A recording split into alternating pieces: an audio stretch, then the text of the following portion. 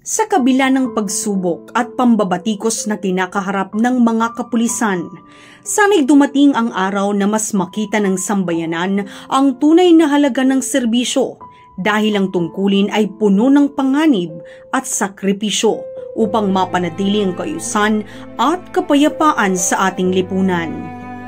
Naway pahalagahan niyo ang pagsusumikap sa kabila ng aming pagkukulang.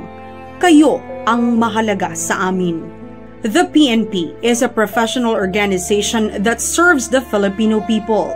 We are bound only by the Constitution and the laws of the land, not by any political interests.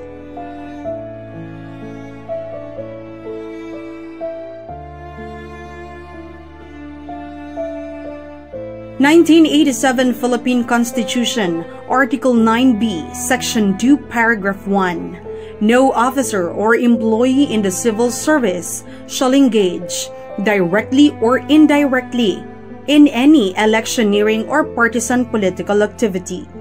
Republic Act No. 6975 or DILG Act of 1990 and Republic Act No. 8551 or the PNP Reform Act of 1998 further prohibit PNP members from engaging in partisan political activities, reinforcing the Constitution's mandate.